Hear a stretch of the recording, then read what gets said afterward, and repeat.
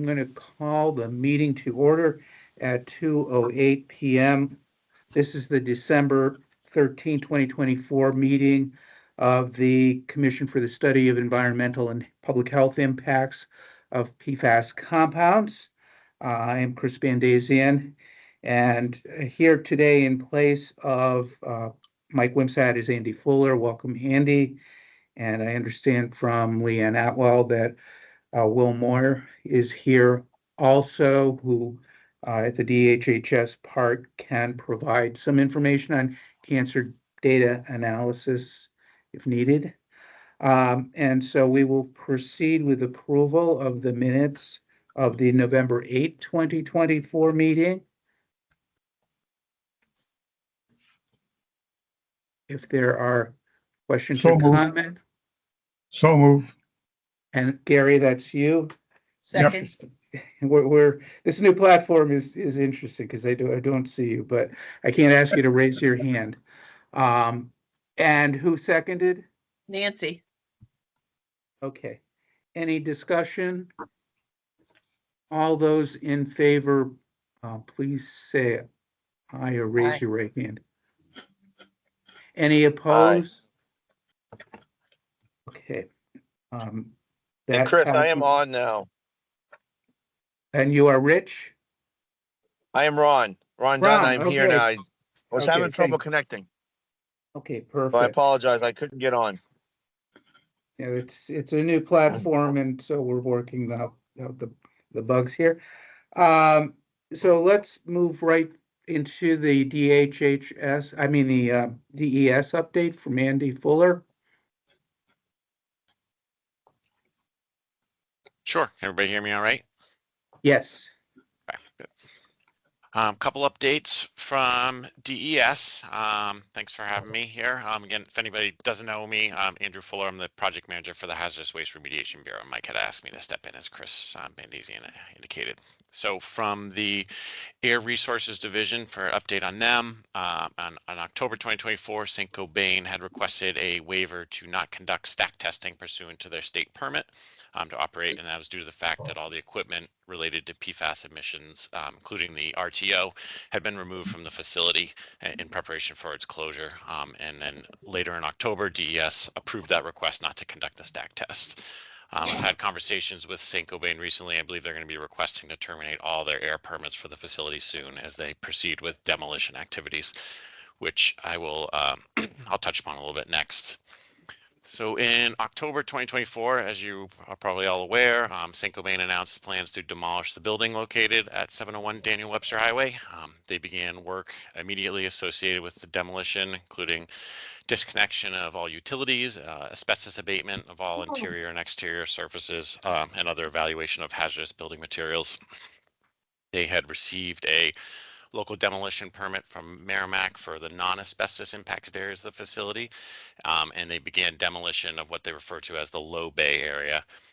That's the area of the building on the to the east, and it's basically the single structure. It's the area that's not quite as tall, obviously.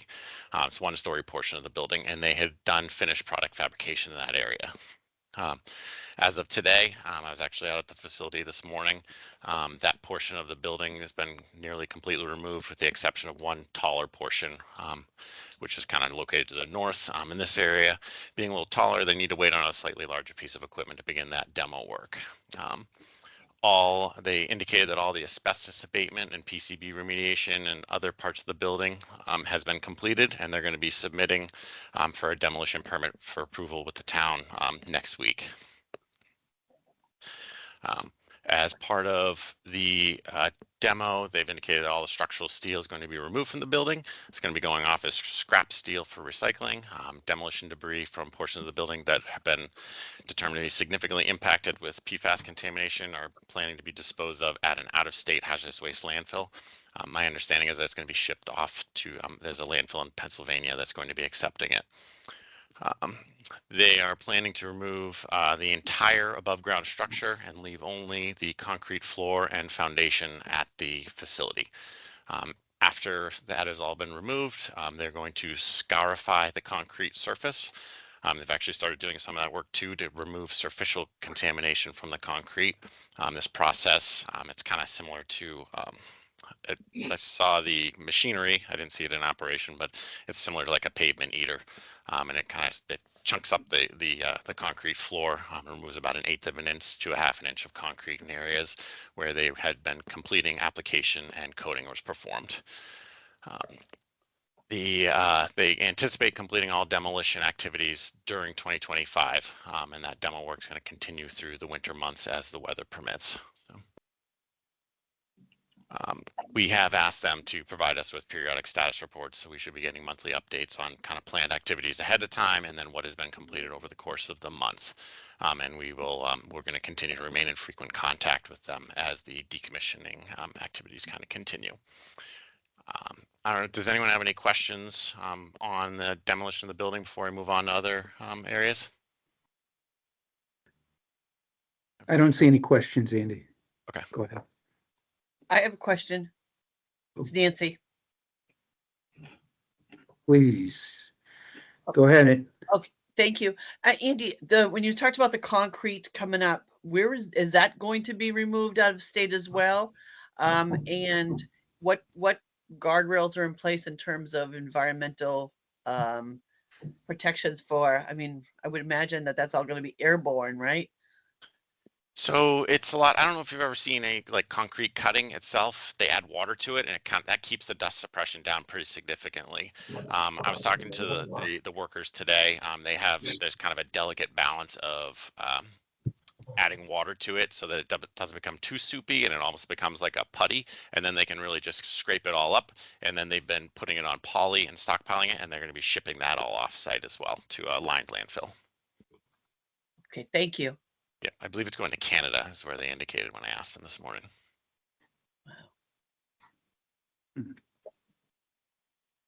Okay. Yeah. Any other questions?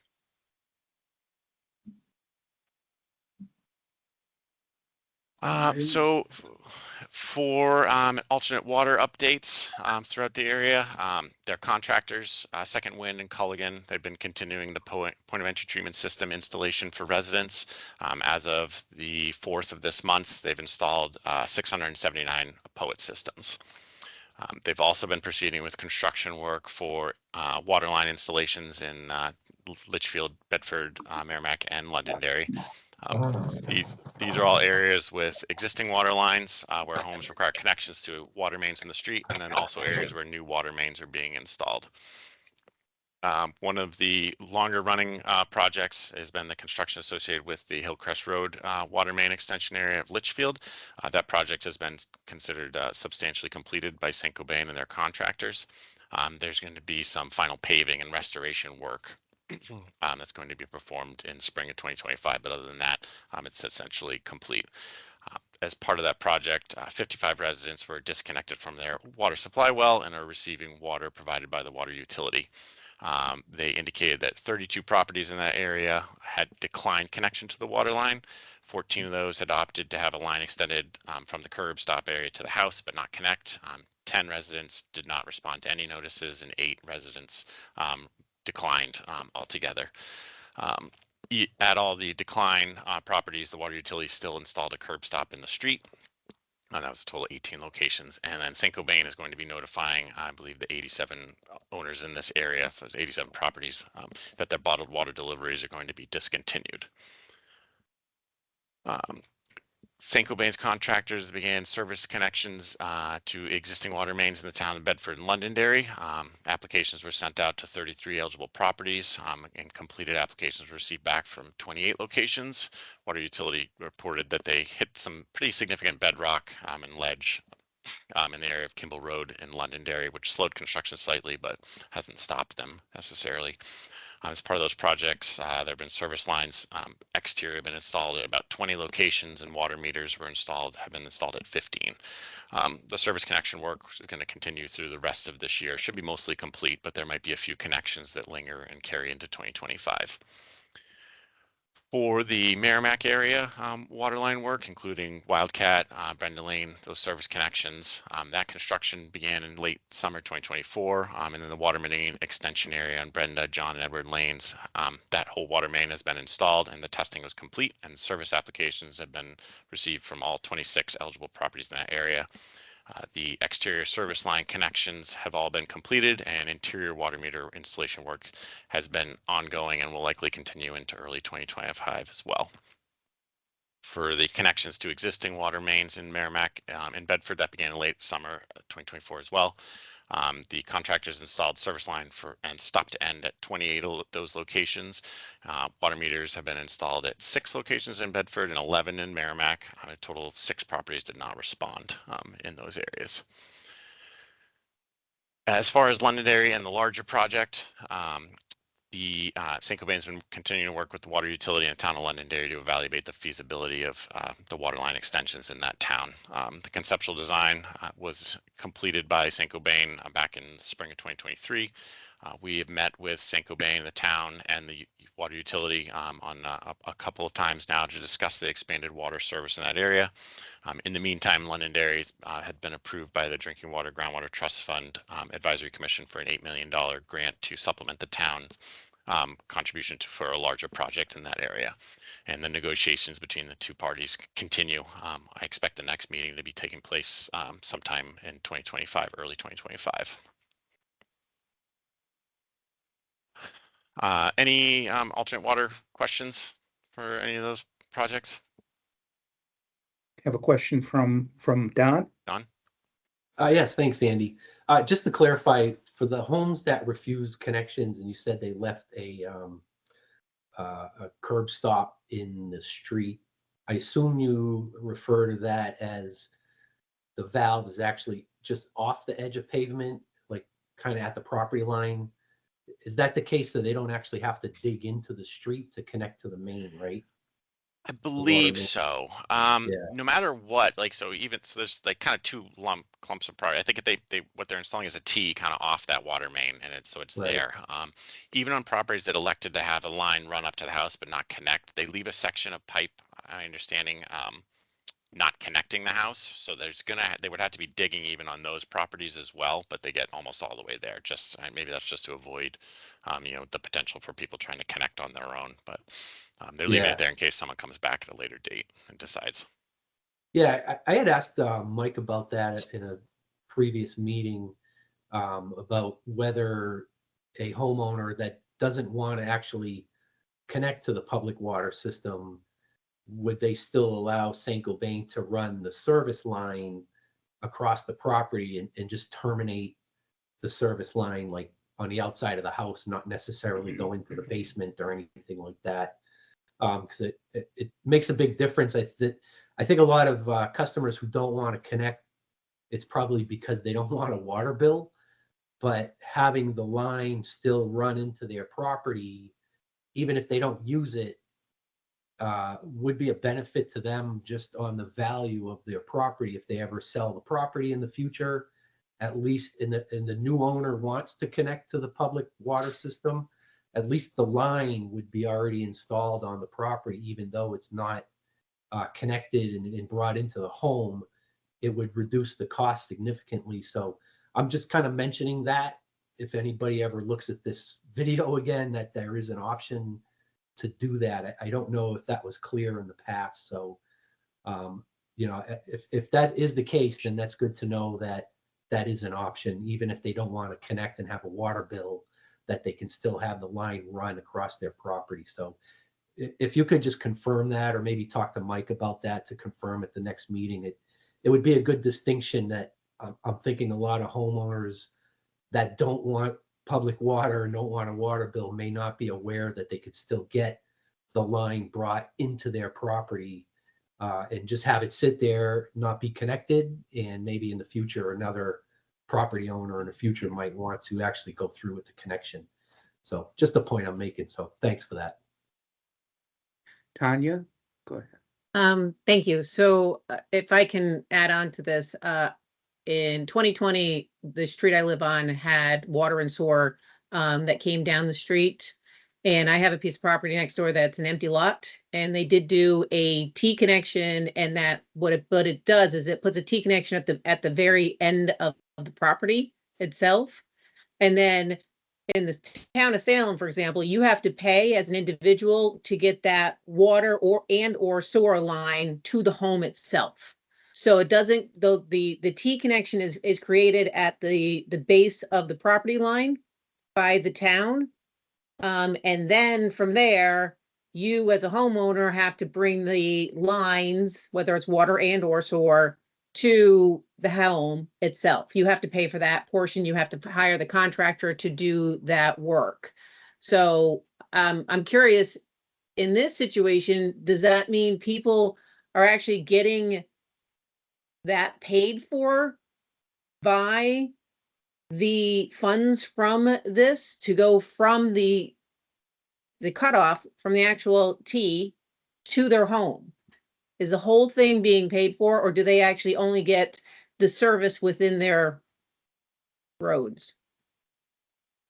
So Saint-Gobain's paying for the entire connection if a homeowner elects to connect. So they'll pay for the T, all the excavation up work to their house, restoration in their yard, and the plumbing connection inside the house, if they elect that.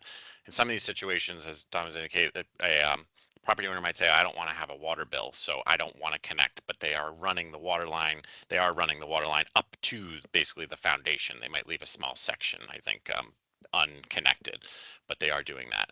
And to answer your question before, Don, that is something that I make very clear to people when they reach out. And when DES sent out letters notifying to non-responsive residents, that was included. There was text included in there that you may want to elect to have the line run up to the house and not connect should you not want that now. Because like I've had to field many phone calls from residents that have purchased the house and said, how come I'm not connected? And then they have to essentially have to pay the whole bill themselves. So we try to urge people to at least have that portion done, because that's a significant cost savings and does add the value to their house. So.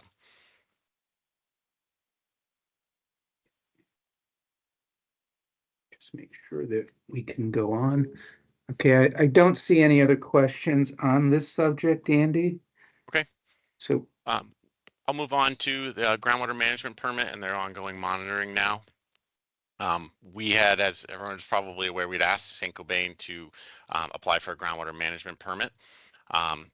We had subsequent meetings with them, and based on that outcome, it was determined they weren't going to submit that GMP application as we had asked, and we would had been having discussions on the groundwater management zone and where that should be as an kind of an interim step, because they will ultimately get to the groundwater management permit under our rules. They propose to what they call they submit what a groundwater management zone work plan that's going to outline the long-term monitoring for residential water supply wells within the consent decree outer boundary. That plan had been submitted to us in late September. We met with them in October to discuss the work plan, and we also relayed some preliminary comments on what they'd submitted. I'm expecting a revised work plan to be submitted probably next week. It should be this month, with the objective of getting that finalized before the end of the year so that they can move forward with getting some regular long-term monitoring of residential wells throughout the consent decree outer boundary. So. Since that time, DES has also, we've been receiving periodic updated proposals from Saint-Gobain to remedy additional water supply wells as they continue monitoring. The most recent term sheet attachment was number 22, and that was received in November 2024. That included an updated list of remedies for all properties since the April 2022 proposal. We expect another one to be coming in January 2025. As far as the ongoing sampling, Saint-Gobain and their contractor WSP have been focusing on collecting up until now the second set of samples from all wells that had been previously sampled. So they're trying to get at least 2 samples from all wells. As of the end of last month, second samples have been collected from about 1,200 properties, which represents about 95% of the targeted properties by Saint-Gobain. In addition to those targeted properties by St. Gobain, there had been some previously unsampled wells within the consent decree, and DES had been consistently expressing the need for additional sampling that included all wells within the outer boundary. St. Gobain refused to sample those, so St. Gobain DES had begun sampling at those remaining homes earlier this year.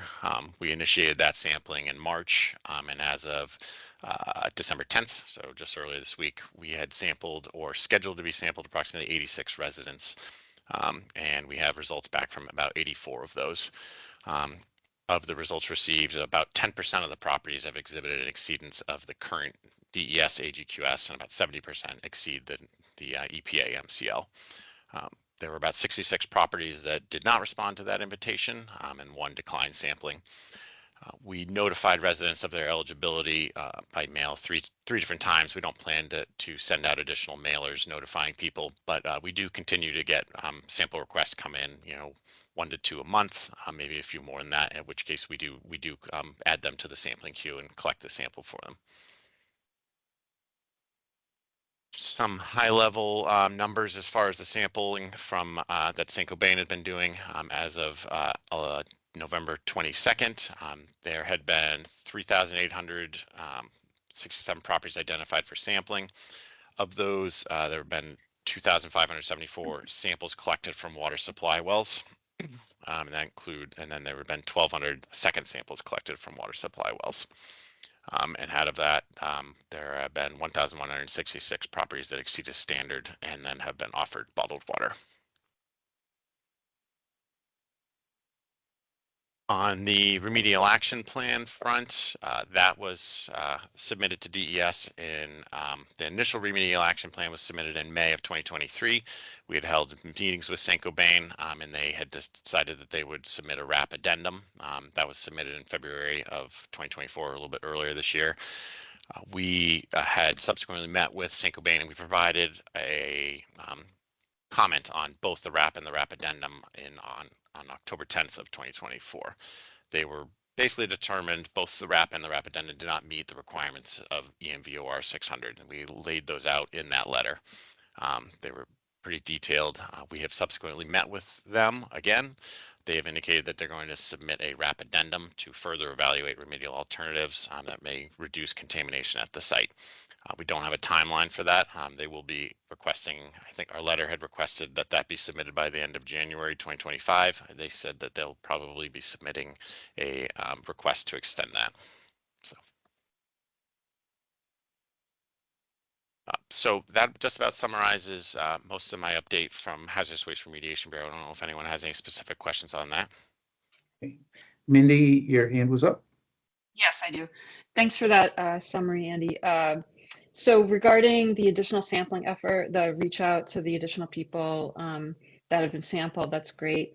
Of those, the 70% or so that you said was above the MCL, it sort of made me think, so when you guys are doing this additional sampling, they're doing the 500-foot step outs in areas that hadn't previously been done before? And if so, are those based on the MCLs or the ambient groundwater quality standards? We are not doing a 500-foot step out. What we were targeting were all the remaining wells that St. Gobain had not sampled. There were about 150 or so that fell into these areas that St. Gobain that didn't trigger their 500-foot step out. So we extended the offer to sample all those homes. Some of them were actually in some of the contested areas near some other potential sources that they just said they weren't going to sample. They didn't feel that they needed to. So we did that. So follow up. So there's not a need to do additional 500-foot step outs? Like, have there been areas where? This is all the homes just within the consent decree outer boundary. So this is just everything within the 64 square mile area of the site. So the objective was to sample all wells within that. Okay. So there shouldn't need to be, I guess. And then if they are within that area, they'll get the 500, they'll get the notification, our groundwater notification letters, and then they could reach out to our sampling program and get sampled. Mm-hmm. And that would be based on the MCLs or the ambient groundwater quality standards? That triggering criteria? I think the notification trigger criteria is the AGQS, but I'm not 100% sure. Okay, thank you. Laureen, go ahead. Thank you for your pushback on the remedial action plan. We're watching that very, very closely, and I know it's not easy. Unfortunately, they're delaying. But I thank you very much for your work there. It's great. In terms of the, sampling, what continues to bother me is two things. One is, 70% exceeding the EPA. EPA is law of the land. Yes, we're in a phase-in process, but it is law of the land, and the phase-in is only 4 states to get up to the speed for testing. New Hampshire led in the testing 7-8 years ago. We were testing way ahead of the nation. It's disappointing to me that that can't be applied, because it's my understanding that the 4 parts per trillion, which is health protective, is being applied to the private well grant fund for those who are outside of the area. So if you're outside of this area and you test over 4 and you have your well tested and you say, well, this isn't healthy, you can protect yourself and your family. If you are in the St. Gobain 64 mile, you are still held captive, for 8.5 years. So that continues to bother me. And I really hope we can do something about that, because that ties into the GMZ permit. Last I knew, they were stating that their plan was to, let me see if I remember, 9 to 11 parts. Those wells that tested between the 9 to 11, I believe, under 12, the higher quantity, they were suggesting that they would resample in 3 years. So to me, that is a blatant disregard for health science. And are there any thoughts or actions that you can speak of that the state is taking to kind of, there's a huge gap, is what I'm saying, between what we know, what's there, and what's being done. It's a double standard, if you will. And at the end of the day, this is about health and people and their families and their kids. And there's a lot of people in this area now who are buying homes, who are of childbearing age, who are starting families or thinking about starting families. I hear from them frequently. So I look forward to your thoughts on that. Well, I can speak first. I guess I would speak to the rebate program. I do believe that there have been properties within the consent decree boundary that fall within that 4 to 12 parts per trillion that have been allowed to apply for that rebate. So that's not something that that was a decision that was made because those properties technically had not been provided alternate water. So there have been some properties within the consent decree outer boundary that have accessed that program. So that is for them, or is available to them. So they're not all on their own, because that would be very frustrating.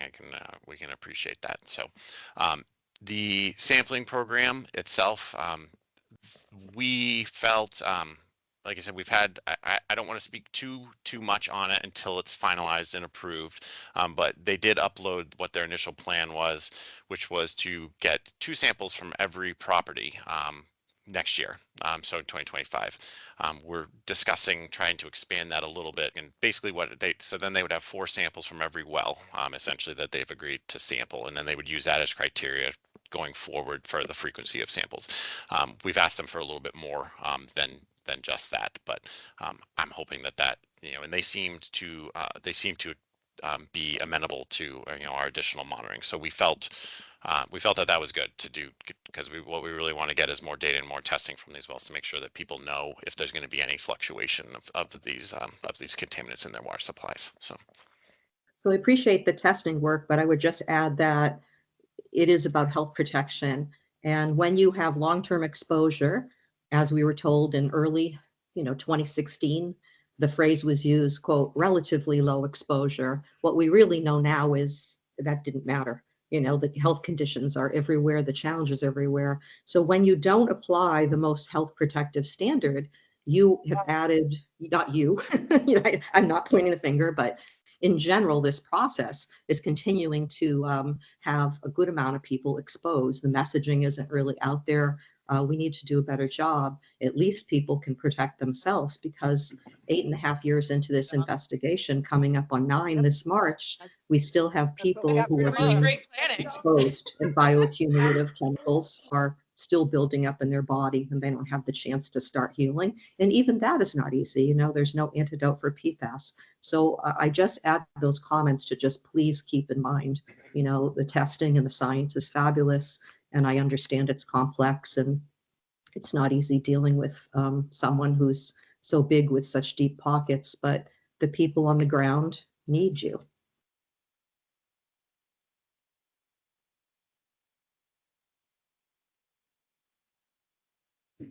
Other questions for Andy? Okay. Just check page 2. Right, I think we are all set. Thank you, Andy. I had put a number for some at least preliminary discussion of the 2024 bio solids and sludge testing report. And discussion substantively can be at a later report, later meeting. But mostly, I think I'd like to get people thinking about that and thinking about what their questions are when DES staff is present. We certainly don't want to make application of biosolids causing an exceedance of soil standards. I think that's fairly evident. Yeah, and I guess just in general, my comment would be, we see averages, but we don't know specifics about test results. So going forward, those would be my 2 concerns as we look to biosolids and sludge application in the state. So if anyone else has anything to raise now, or feel free to reach out to me after a meeting. So if DES staff does attend to address biosolids and sludge, that we can give them a heads up as to what the subject matter would be or the interests are. And okay. So moving on, Leanne, would you do the DHHS update, please? Good afternoon, everyone. I want to start out with an update on the Merrimack cancer investigation. The team continues to meet monthly with the steering committee, and quarterly meetings of the scientific advisory board and community advisory board are being scheduled for January and February. Just an update on the study components. You'll see in my update this month, I've tried to break it up a little bit to make it easier to follow, where we're at with all the components of the study. So the first is community engagement studios and the online interest form. So the community engagement studios have been completed, but the online interest form will stay open through the end of the study period. The second component is the cancer registry data analysis. That work is being led by Dr. Salas at Dartmouth, and they're working on finalizing the analysis, focusing on kidney, renal, pelvis cancer, and they're getting feedback from the steering committee and scientific advisory board. And we wanted to offer that the team is available to present the summary of the findings of that data analysis to this commission at the February meeting, if that is of interest. We presented findings to the community advisory board, but thought it would be also helpful to present the findings to the commission if that's of interest. And again, that would just be on the updated data analysis portion. The third part of the study is the UNH feasibility study. The team worked with the UNH Survey Center to develop a survey of a representative sample of adult residents in New Hampshire. The survey will help us understand community concerns about and knowledge of environmental health issues, engage interest in participating in a future population-based research study. We anticipate having an initial report on the survey results in mid-December, so in the next week or so. The last component of the study is a pilot study. The team's still working to develop the pilot study design, which is going to require institutional review board approval, and is working on getting that approval in place. And that's going to be the focus for the remainder of the study period, is to get that IRB approval and finish the pilot study.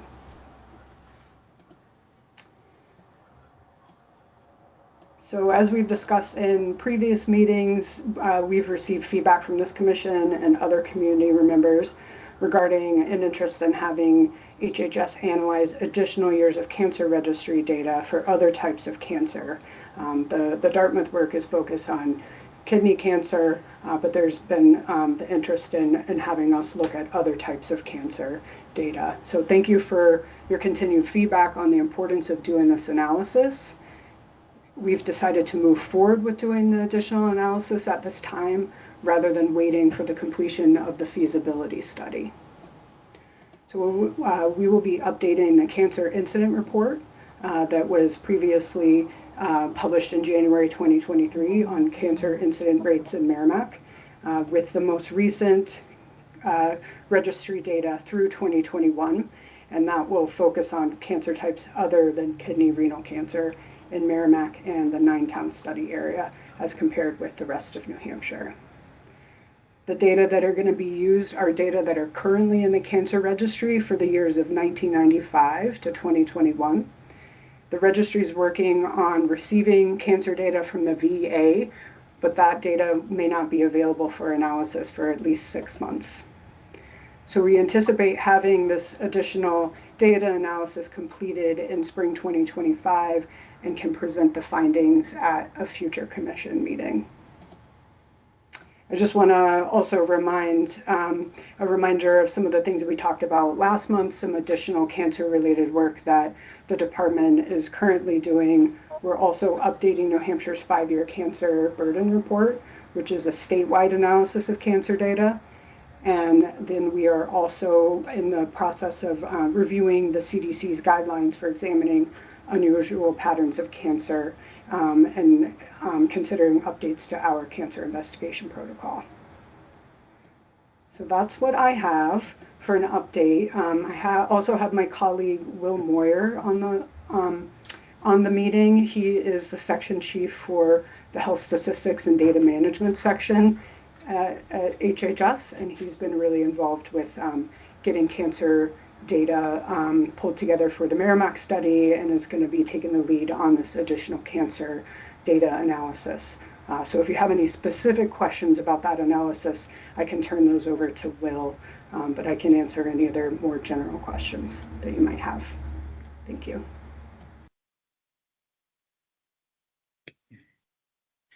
Nancy Murphy, I think you have your hand up. I do. Thank you, Chris. Thanks, Leanne. I was just wondering, back to the VA numbers. I know that, you know, for the kidney cancer, it was going to take a while to get that information included potentially in that study. And that's been a chunk of information that I think is really important. I know I brought that up at, I think, this meeting and at the Environmentally Triggered Chronic Illness Commission as well. When you said it's not going to be available for 6 months or so, what do you mean by that? Because I thought it was finally available. It's not available for inclusion somehow, or what does that mean? Because we have those numbers finally, right? It took them a while to get them. Right. My understanding is that we just got the data, but it has to be integrated into the registry data. And part of that process is going through and deduplicating the data. So they may have reports of cases that were reported in their system, but that were also reported through another hospital that we already have in the cancer registry. So you need to go through and make sure you're not counting cases more than once.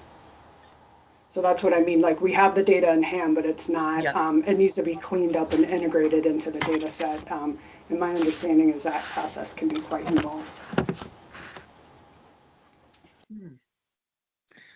Thanks, Leanne. I'm just amazed that we don't have a system, some kind of technology that could readily, I mean, a date of birth, you know, a gender, a diagnosis, that kind of stuff would seem like it would match. And I don't know how many cases there are. I mean, you know, I suppose it depends upon the cancer, but I know it just seems like such a long time and such important data to include, because I know when there were 4 cancers that were just around that SIR that were really of so much concern to us.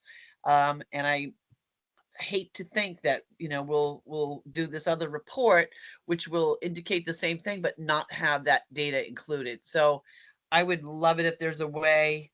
I mean, you know, I would rather see it held off for 2 months or something, if that was to really have it accurate, because otherwise we finally have data that's we're not using. And I think that's one of the things we've been trying all along is to get the data.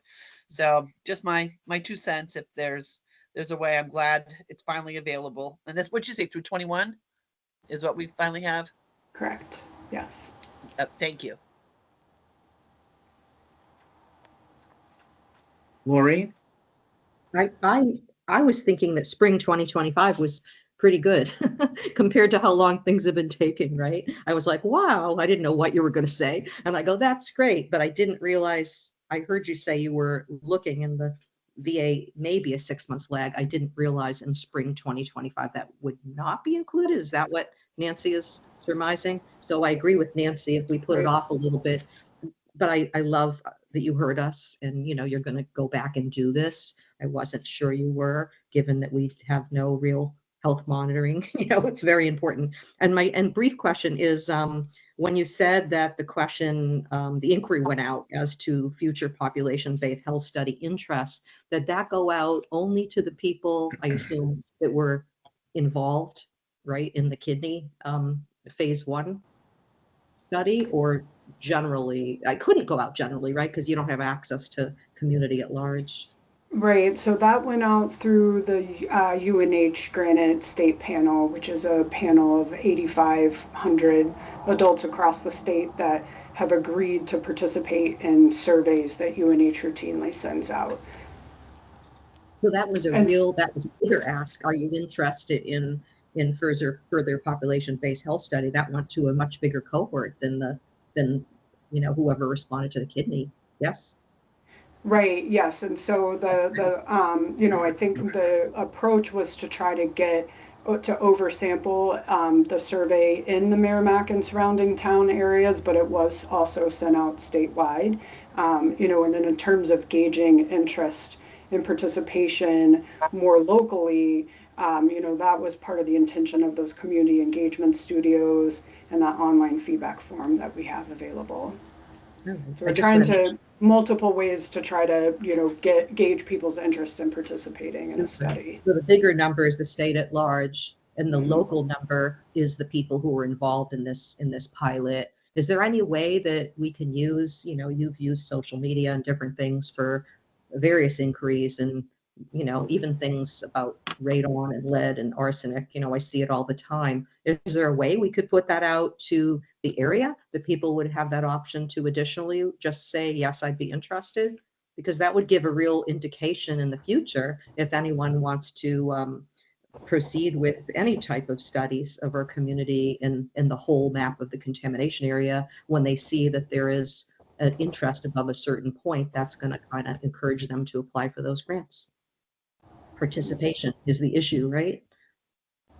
Right, and I think that was the intention of those engagement studios was to try to get that interest. The survey did go out to people in Merrimack and the surrounding areas in the study area. I'm not sure if it's something that would be able to be sent out, via social media. We did run into some problems with some advertising that we did on social media for the community engagement studios. We got a lot of bots that responded. And so that's the downside of advertising on social media. Absolutely.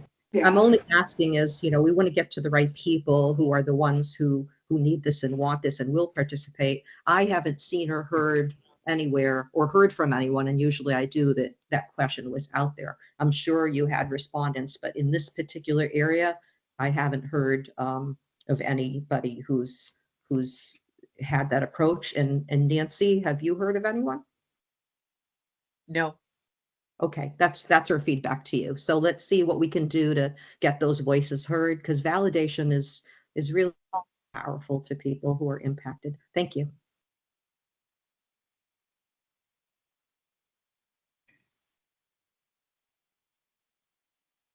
Other questions? Leanne, since we have Mr. Moyer here, I know some of us on the Community Advisory Board have maybe a little bit better opportunity to understand the cancer data analysis, but I wonder if he could give us an overview as a whole commission. what that looks like?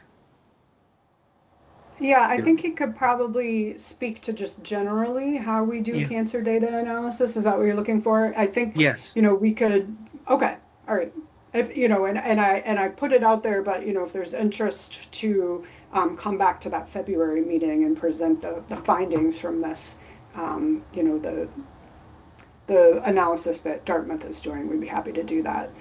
So looks like Will's able to turn on his camera and hopefully microphone is working.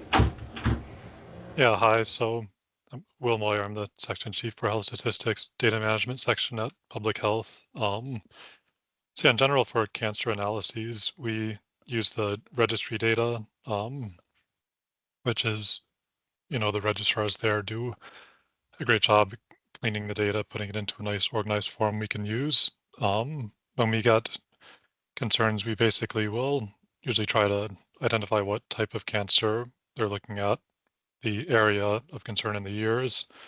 We will get the cases for that area, and we usually want to look at things in particular age distribution because, most cancers are strongly associated with age. So areas that have different age distributions will have different overall counts. So kind of trying to adjust for that is an important thing that we do. And so often we calculate what's called standardized incidence ratios, where it basically is a way to compare the number of expected cases you would see in an area if it had the same age distribution as somewhere else. What we usually do is we look at the the same age distribution and rate of cases as somewhere else. We usually try to look at the rest of New Hampshire and see what a certain area, how many cancers we'd expect to see there if it had the same age distribution and case rates as the rest of New Hampshire. And then we can see whether it's relatively higher or lower than what we'd expect.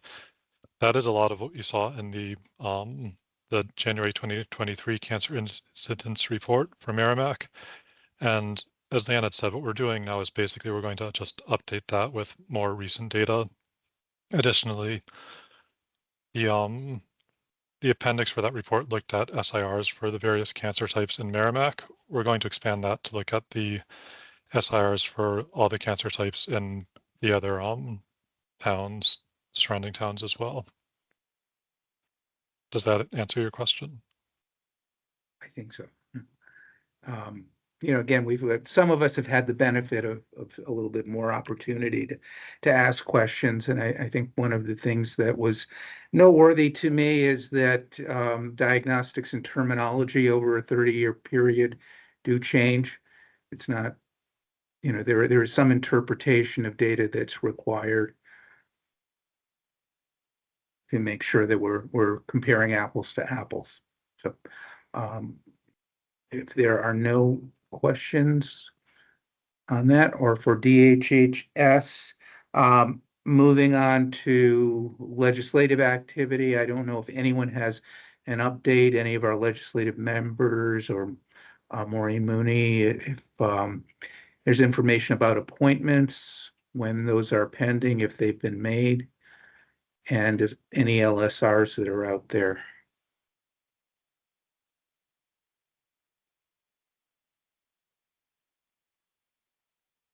So Okay. I think you can hear me now. I can. Okay. Good afternoon. For starters, the filing period on the House side has ended. So LSRs, known by title only on the House side, are published online, soon to become bills. On the Senate side, it's my belief that their filing period has not closed. So it's possible that there could be a chance for more Senate bills or LSRs to be filed.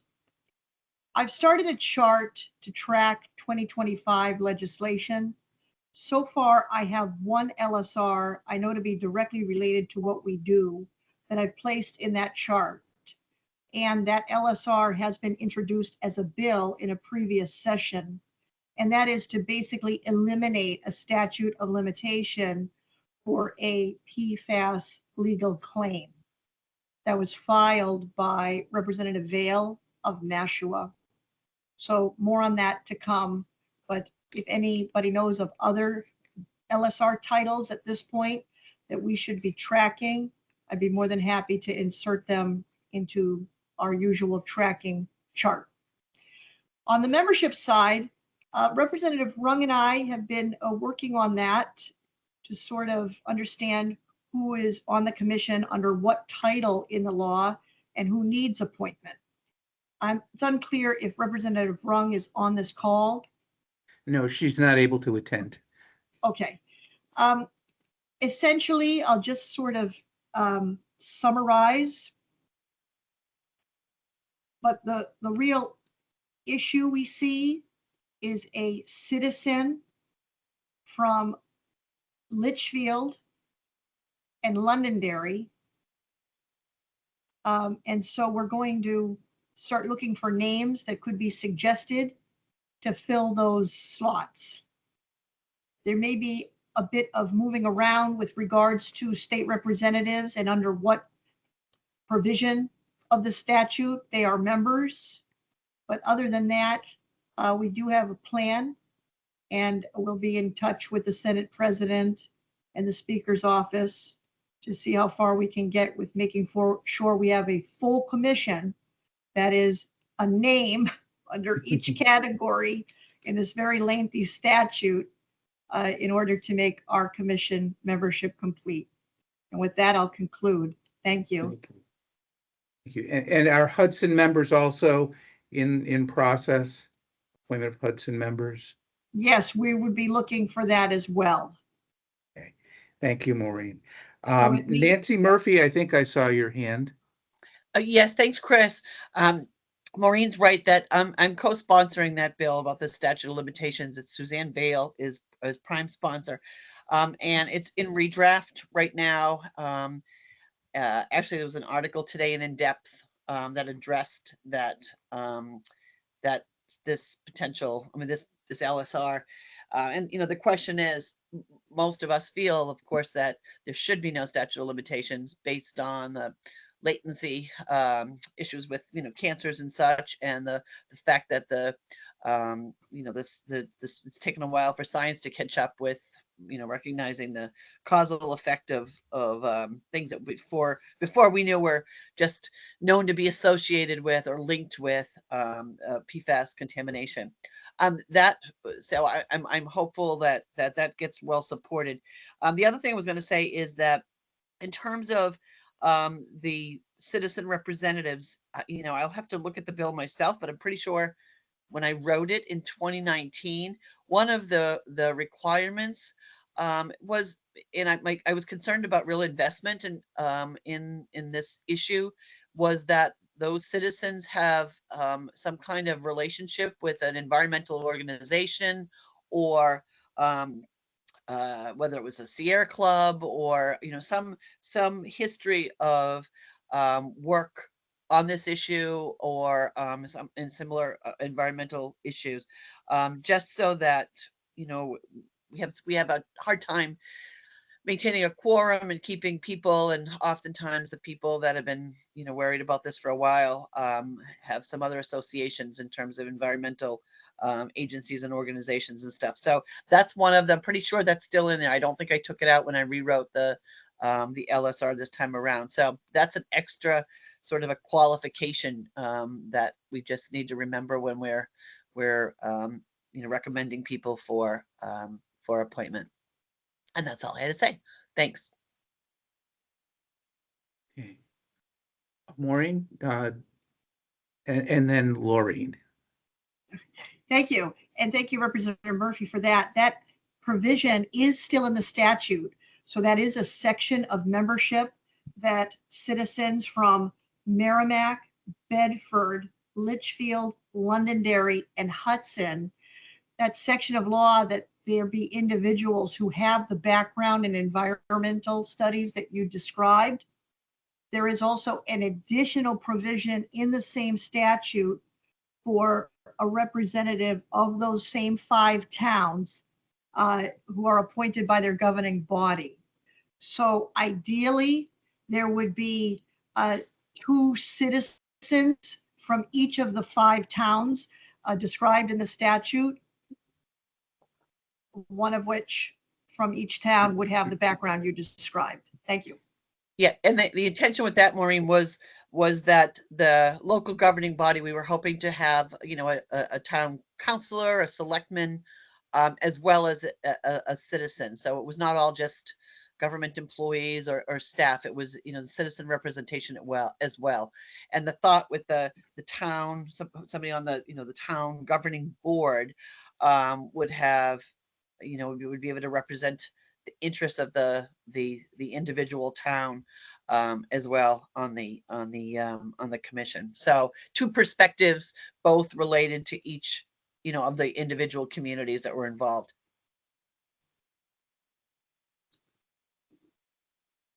Lorraine, did you have? Yes. Go ahead.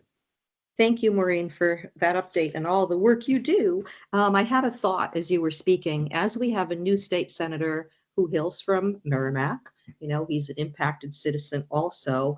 I know the Senate side is not closed yet for filing. I wonder if perhaps yourself and maybe we want a little bit of engagement session, you know, in town or something with MVD and whoever's involved in this issue. I wonder if he would be willing to sponsor something that gives DES a little more power than they have. They get the pushback, you know, from Saint-Gobain continually. And I know we can't just say, zing, you're independently, you know, functioning. I know we can't do that, but something potentially that could look at this issue of, you know, the MCLs versus the AGQS. And you hear it on these meetings, you know, there's always this gap between what we expect and what is happening. And there is that little bit of a double standard.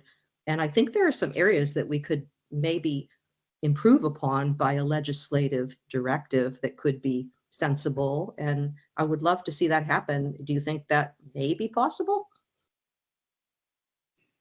I'm sure with the 24 senators and the ones that are on the commission and the ones who are familiar with commission or anyone would be likely to have that conversation and file. I don't speak for any of them, but I think it's entirely likely. All right, perhaps we could talk off record and we could try to set some sort of a little mini, be it town hall style or round table, and maybe have that discussion before the date comes up. That's I would appreciate that. really possible, yes. All right, thank you. Okay, thank you. Are there any comments from members of the public, comments or questions? I don't know if you have the ability to raise your hands. If not, you feel free to unmute yourselves. Ron, I see your hand. Yeah, I just have a quick thing for Maureen. Maureen, currently I'm the citizen representative for Londonderry. I have a citizen representative that's willing to take over and I can become the town council representative. But I don't know what that process is as far as taking Tom off, because Tom is currently the representative on the council, but he's not on the council anymore.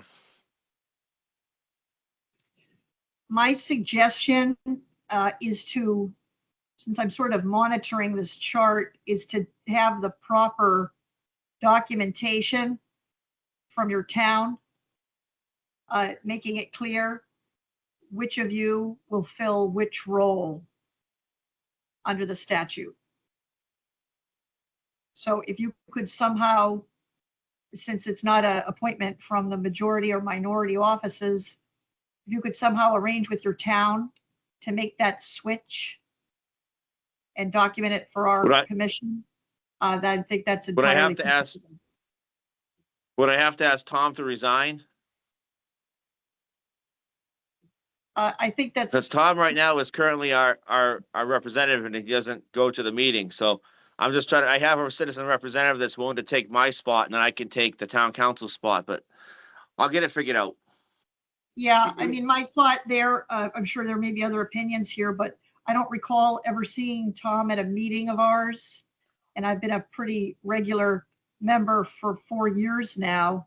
So it's my thought that replacement documentation should untangle the situation very quickly.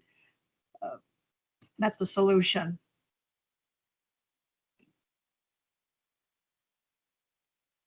Ron, in my town, I think the process I would follow is to ask the town manager to put it in front of the town council.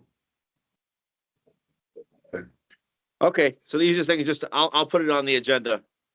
I'm not a town council, so I'll put it on the agenda and I'll just ask them to swap us. Thank you. Okay. Um, excuse Gary, me, go Mr. Chair. ahead, Gary. Yeah, just a question for Maureen. She may know. Would it be of any benefit just to speak directly with Sharon Packard or someone in the office to clarify the steps that would be necessary? Because Sharon will be making the appointment. Is that correct? Well, it's my reading of the statute that Sherman would make the appointments for the majority office and then likely approve appointments coming from a minority office. But when it comes to appointments by towns, my reading, and there may be disagreements, but my reading is that's coming from the town to the commission and not necessarily from a speaker's office. Okay. This is Nancy. Maureen, I would totally, when I wrote this bill, that was very specific to not have anything to do with the president of the Senate or the Speaker of the House. It was to allow for a town to choose their town government official, and then a citizen representative be, certainly appointed upon the recommendation of others. So I would totally agree with Chris. Sitting as I serve on the town council here too, I would think this is something that the town should be making the decision who they want to represent as their town government official. And then, yeah, and if they're not a town government official, I would think that they would likely choose to have, I think, Ron, your suggestion sounds good, that, if you're just reallocating people to the the appropriate slots that they would fill. So I agree with Chris. I would think your town manager, and getting something on at a public hearing and putting it on the agenda and having that worked out. I know that's what we do here. I was appointed through the as we serve in ex officio roles, I'm serving not here as a state rep, but rather as the town government official on this commission.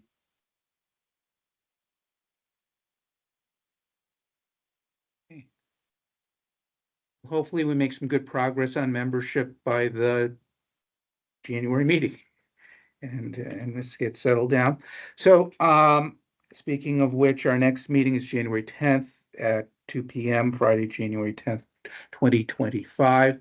I wish all of you a happy holiday and a safe holiday period and a happy new year. Thank you. Thanks, Chris. Everyone. You too. Thank you. Thank you. Bye.